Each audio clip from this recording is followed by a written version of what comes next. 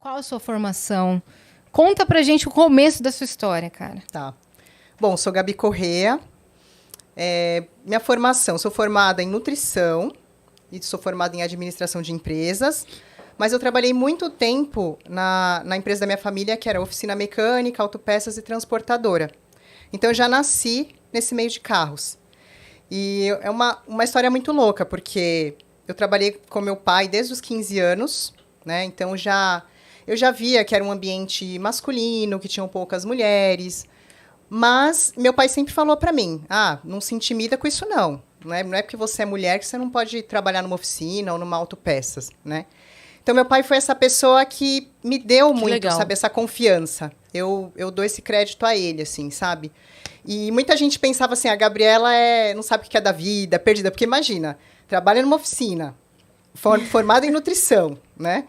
E depois fui ter outros negócios. Então, assim, eu era meio que a perdida da família, não sabia o que queria. Uhum. Mas eu acho que, na verdade, eu estava tentando encontrar o meu propósito, né? Tentando fazer de tudo, mas não estava me encontrando.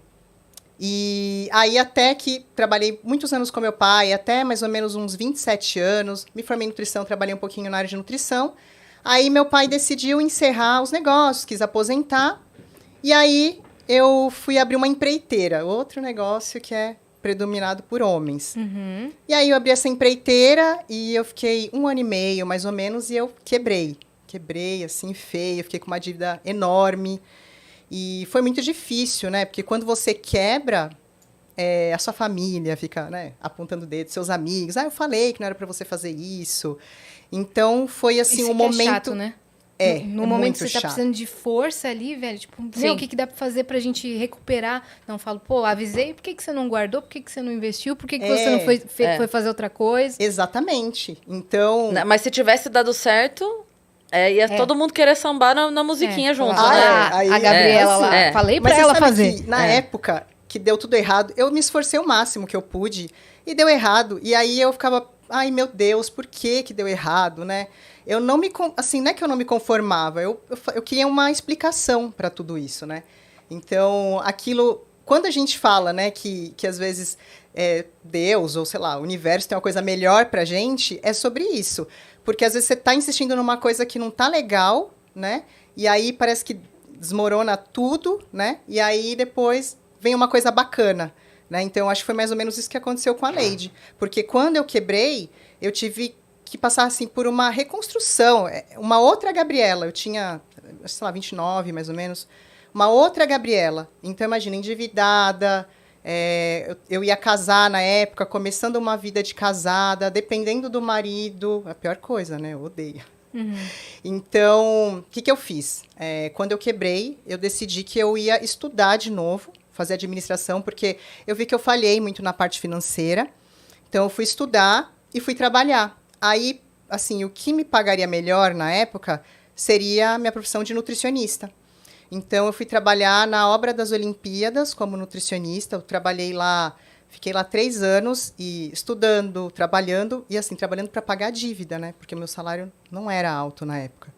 Mas uma coisa que eu costumo até dizer para as meninas que trabalham comigo, eu cheguei nesse emprego, né? Era na Odebrecht, né, que eu trabalhava.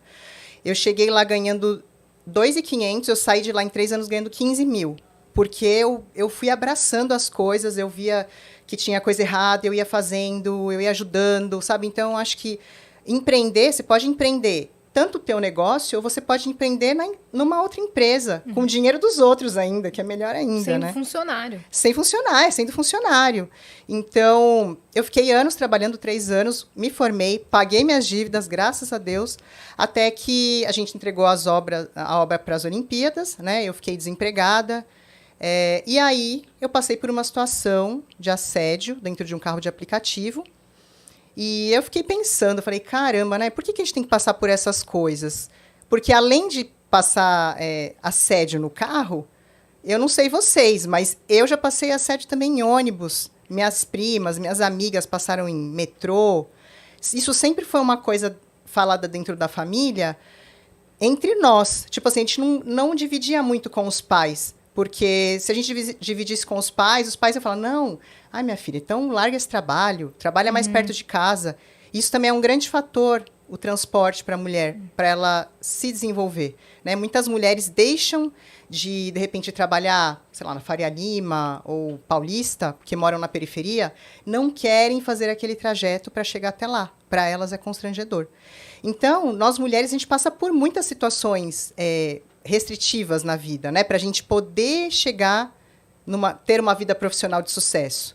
Além, né, das outras questões de filhos e tal. Então, conversando com outras amigas, eu vi que elas também tinham o mesmo problema, tinham insegurança de andar com um motorista à noite, ou tá andando com o filho, o motorista não entende que a criança chora. E aí eu falei, poxa vida, acho que tem uma oportunidade aí de negócio, motoristas mulheres, para atender passageiras mulheres. E como eu já tinha todo aquele know-how de transporte, oficina, eu me senti preparada para isso, né? Porque eu estava indo para um caminho que é tecnologia, que é masculino, e transporte, que também é masculino. Mas, pelo menos na parte de transporte, eu me garanti. Eu falei, não, eu já fiquei muito tempo. Eu fiz até curso de mecânica. Eu fiz curso de mecânica no Senai, né? Para trabalhar, para comprar peças e tudo mais. Então, eu me sentia preparada. Eu falei, eu acho que eu sou essa mulher que vou ter que fazer isso, né, na revolução do transporte feminino. Na mesma semana que você foi assediada, isso já começou a borbulhar na sua cabeça? Já, foi imediato. E aí eu já entrei na internet para ver se existia. Não existia, existiam assim, tem o táxi rosa em Dubai. Existiam coisas bem pequenas, nada muito grande. Aí eu falei, não, eu vou fazer isso. E aí eu comecei a desenvolver todo o business plan, e escrever o projeto, o que era, né? Eu fiz tudo, assim, muito de dentro mesmo, assim, sabe? Com muita vontade. E eu comecei a mandar para... Na época, tinham aceleradoras de startup. Sim. E eu mandei para várias aceleradoras. E aí, eu fiquei finalista em uma aceleradora, que aí a gente ia fazer um pitch deck. O pitch deck é uma apresentação da empresa, na Argentina. Só que eu fiquei em segundo, eu não fui. A primeira foi. Mas eu fiquei em segundo, eu falei... Eu fiquei em segundo, mas eu acho que se eu fiquei em segundo, eu tenho chance. Sim. Qual foi o feedback que você recebeu? Então, a outra empresa, talvez ela seria mais lucrativa, né? Porque, assim, quando você fala de mobilidade feminina, é algo que não existe ainda. Então, para você colocar na cabeça das pessoas que isso é importante, ainda mais, assim, quando você fala de investimento, o dinheiro está, na maioria, na mão dos homens. Os investidores, em grande maioria, são homens. Então, para você chegar para um homem numa mesa, na Faria Lima, né, ali num banco, todo mundo ali fala, olha, nós mulheres precisamos de um transporte seguro. Os caras falam, nossa, mas para quê? Aí eu falo para eles, a gente tem que pensar que horas que a gente vai sair de casa, voltar para casa, se a gente vai beber, que roupa que a gente vai sair, se a roupa tá muito curta, se o cara vai mexer com a gente. Então, a gente tem que se prevenir de todas as maneiras. Fora a mulher que tem filho, né? Uma mulher que tem filho, ela tem que arrumar ali a mala do filho, tem que levar o filho para a escola, né? Então, aí, né, teve até uma situação que eu sentei num fundo de investimento e o cara, que isso, nada a ver, transporte feminino, melhor é patinete, o negócio é patinete, estou investindo em patinete, dispensou.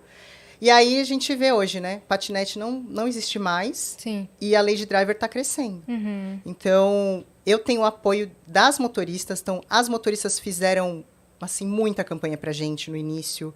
Ainda fazem, no Brasil inteiro, sabe? Porque elas querem algo feito para elas.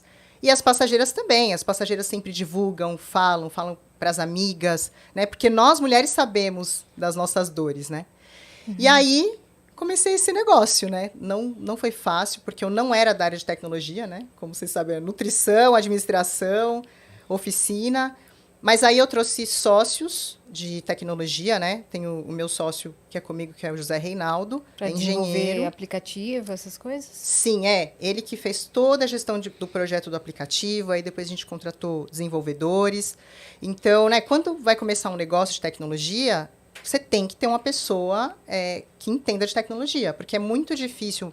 Às vezes, uma mulher tem uma ideia de um negócio que envolve tecnologia. Se ela não é da área, ela tem que trazer alguém da área, porque é extremamente difícil hoje você contratar desenvolvedores, né? Eles estão muito valorizados no mercado, né?